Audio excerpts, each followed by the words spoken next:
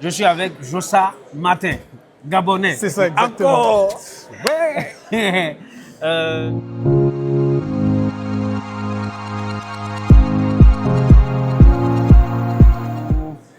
On est à Back to Africa. Oui. Avant de parler de Back to Africa, toi tu es Gabonais. Comment est-ce que tu te retrouves en France? Alors, je me retrouve en France. Déjà, merci en tout cas de l'invitation. Pas de souci. Je me retrouve en France pour des raisons d'études. Ok. Je suis venu étudier ici. Quelle année? 2020, Ok, je ok. suis venu ici pour étudier Ok.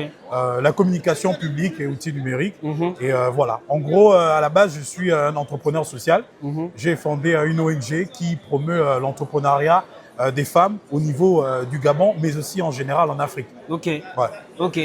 Et tu as fini tes études ici? Oui, c'est ça. Tu t'es intégré professionnellement, je suppose. Et Exactement. là, tu bosses dans quoi? Dans le milieu associatif. Dans le et milieu. Ok. Parce que, effectivement, dans mon background Ouais. professionnel, Ouais. vous verrez effectivement que j'ai toujours été dans le milieu associatif. Intéressant. Pourquoi c'est important pour toi de militer dans le milieu associatif?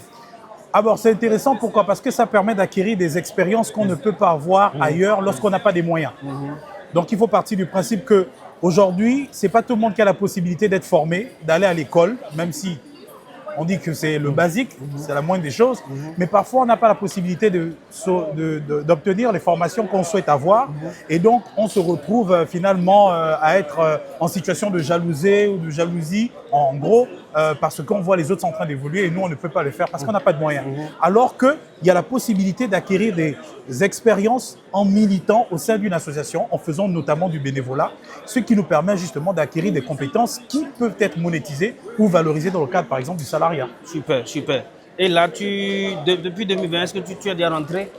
Non, justement, je ne suis pas rentré. Je suis ici. Je dirige mon ONG à partir de la France parce que j'ai une équipe que j'ai formée et qui, justement, met en exécution tous les programmes que nous sommes assignés tout au long de cette année et bien sûr pour les autres années qui arrivent. Ok. Donc, en gros, c'est toujours l'ordre de la valorisation de ces expériences-là qui permet de toujours Super. travailler. Et là, c'est ta première fois que tu viens à Back to Africa? Oui, c'est la toute première fois. Je suis vraiment heureux d'être ici et de voir justement cette effervescence de la culture africaine, surtout de l'esprit de vouloir entreprendre et de naturellement contribuer au développement du continent. Je ressors de là satisfait en tout cas des échanges. Super, super. Et là, en fait, tu me parlais de ton livre qui s'appelle À crédit, endetté, ensuite. Et ensuite. Et ensuite. Le livre parle de quoi? Et pourquoi tu l'écris en fait? Pourquoi tu décides de l'écrire? D'accord, alors merci en tout cas. En tout cas, ce qu'il faut dire, c'est qu'en général, j'écris un peu sur tout, en lien avec le management, le leadership, la culture associative, le bénévolat, comme je disais tantôt. Et là, je me suis intéressé à ce sujet sur les finances personnelles. Donc, c'est pas ton premier livre? C'est pas mon premier livre. Là, c'est le... C'est le 29e, je crois. Wow. Bon, bref. En gros, je sais que tu aimes écrire, quoi. Donc, chaque on soir, peut dire que j'ai la plume un peu facile. Ok. Mais bon, modestement. Ok. Donc, en gros, je me suis intéressé au sujet des finances. Pourquoi? Parce que je me suis rendu compte que c'est une urgence. Ok. Beaucoup de personnes, moi, j'ai vécu justement en situation d'endettement toxique, notamment à travers les découvertes à non plus finir.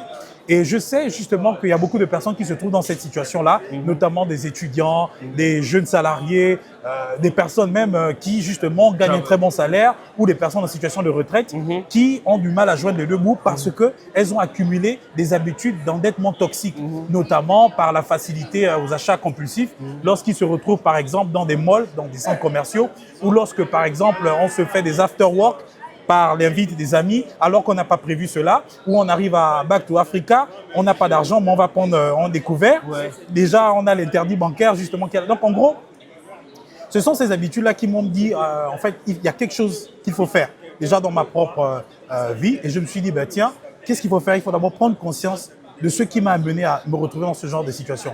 Et bien, c'est la première des choses, c'est vraiment de se dire que la dette, c'est un ennemi. Le crédit, c'est un ennemi.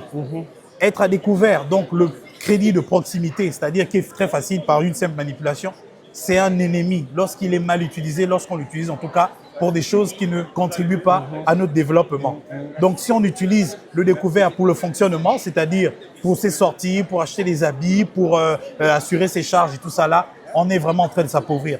Donc j'ai pris conscience de ça, je me suis dit, je vais inscrire cela et bien naturellement le mettre à disposition des jeunes, des étudiants, des personnes vraiment qui sont en difficulté de gestion de finances personnelles. Super. Et le livre, il est disponible sur Amazon. Il est disponible sur Amazon, effectivement. Il y a toute une série de livres, en tout cas en lien avec les finances personnelles.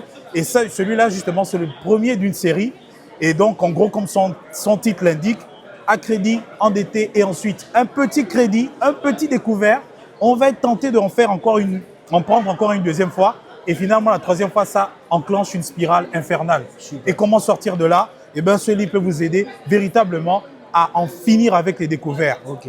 Définitivement. Bon, justement, pour quelqu'un qui a découvert, avant de lire le livre, pour lui mettre un peu la salive à la bouche, 2 ou 3 petits conseils pour permettre de sortir du découvert.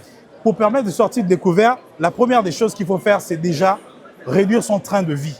Savoir éliminer ce qui est non essentiel. Vous savez, après le Covid, on a pris de nouveaux concepts, ce qui est essentiel, ce qui est non essentiel. En général, on dépense beaucoup d'argent dans des choses qui sont complètement futiles, qui n'ont pas de lieu d'être. Donc, en gros, il faut déjà lister tout ce qui n'est pas vital, en guillemets, ce qui n'est pas obligatoire, ce qui ne peut pas impacter à votre fonctionnement naturel, essentiel, basique de vie.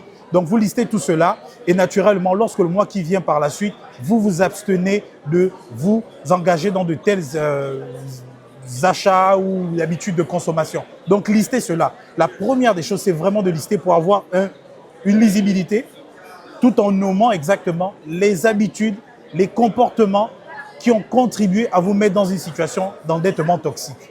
Donc, dire cela, c'est vraiment simple. Moi, je n'ai pas un arrière-plan économiste ou quoi que ce soit. C'est vraiment de la vie pratique et tout le monde peut le comprendre, mais souvent, c'est un problème de mentalité et un problème d'habitude et surtout de discipline. Donc, écrivez cela. Une fois que c'est écrit, mettez-le en exécution. Il n'y a pas de la magie. En fait, c'est pas magique. Ceux qui arrivent à épargner, ceux qui arrivent à investir, on peut s'accorder ensemble, nous disent généralement qu'il n'y a rien de magique. C'est juste appliquer la chose. Et naturellement, c'est faire discipline. Donc, listez, nommez exactement ce qui est non essentiel, exécutez cela et naturellement, maintenez le cap tout simplement. Mais bien entendu, dans le livre, il y a des exemples, il y a des témoignages personnels, il y a des cas pratiques. C'est un livre assez pratique qui vous permet véritablement de sortir des situations d'endettement toxique. Super, j'ai parcouru un peu vite fait. Oui. Il y a des exercices, je crois, non? Et il y a Oui, des parties où il y a des notes à prendre. Vous pouvez prendre des notes. Tu peux prendre des notes également pour réfléchir. Voilà. Écoute, moi, ça a été un plaisir pour moi. Je te remercie, c'était un plaisir. Dernière chose, oui. Conseil que tu donnes à un étudiant qui vient d'arriver en France pour continuer ses études. Il y a tellement de choses à dire sur le sujet. Pour tous les jeunes étudiants qui viennent poursuivre leurs études universitaires ici en France, ce que je pourrais vous dire, c'est que ne vous laissez pas entraîner par la tendance, par l'effet de la nouveauté, parce que vous êtes sur une nouvelle terre où facilement on peut consommer, facilement on peut avoir accès au crédit, où facilement on peut dépenser de l'argent. Non. Lorsque vous arrivez, ayez une vision en ce qui concerne vos études, mais surtout en ce qui concerne votre vie. Parce que votre vie est la première entreprise que vous dirigez. Ce n'est pas d'abord l'entreprise pour laquelle vous allez travailler, encore moins celle que vous allez créer d'un point de vue professionnel. Mais la vie, votre vie, en général, est une entreprise. Et lorsque vous venez en France, il y a tellement de facilités et facilement, justement, on peut s'engager dans des choses qui ne nous profitent pas d'un point de vue financier. C'est la raison pour laquelle ayez une vision claire pour vos études, mais surtout pour votre vie au sens plus large. Et prenez soin de votre santé financière. Merci beaucoup, Mathieu. Je te remercie. Allez, merci. Salut. Allez, au revoir. Au revoir.